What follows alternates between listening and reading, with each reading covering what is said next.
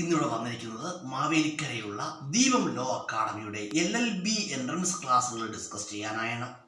നമുക്ക് നേരെ ക്വസ്റ്റിനിലേക്ക് കടക്കാം.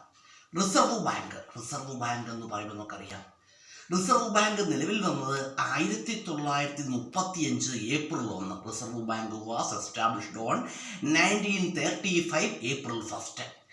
റിസർവ് ബാങ്കിൻ്റെ ആസ്ഥാനം എവിടെയാണ്? റിസർവ് ബാങ്കിൻ്റെ ആസ്ഥാനം മുംബൈ ആണ്. Headquarters of reserve bank, answer Mumbai.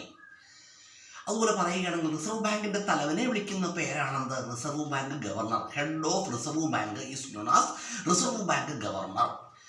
അതുപോലെ പറയുകയാണെങ്കിൽ റിസർവ് ബാങ്ക് ഗവർണറാണ് കറൻസി നോട്ടുകളിലൊക്കെ ഒപ്പുവെക്കുന്നത്. കറൻസി നോട്ടുകളിൽ ഒപ്പുവെക്കുന്ന ആരാണ്? റിസർവ് ബാങ്ക് ഗവർണറാണ്. All currency notes are signed by reserve bank governor except 1 rupees not.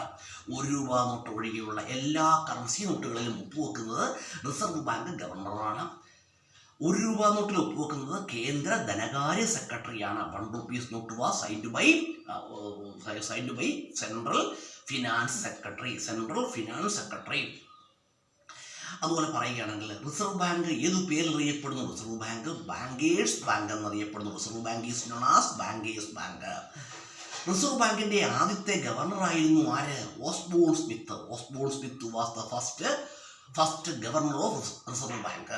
Reserve ബാങ്കിൻ്റെ ഗവർണറാകുന്ന ആദ്യത്തെ ഇന്ത്യക്കാരൻ ആരാണ്? CD Deshmukh was the first Indian governor of reserve bank.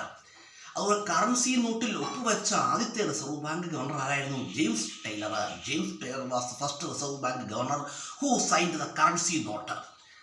അതുപോലെ പറയുകയാണെങ്കിൽ അതുപോലെ പഴയ 500-ൻ്റെയും 1000-ൻ്റെയും നോട്ടുകൾ നിരോധിച്ച സമയത്തുള്ള റിസർവ് ബാങ്ക് ഗവർണറായിരുന്നു ആര്? Urjit Patel was the governor of reserve bank during the period of prohibition of old 500 and 1000 rupees not.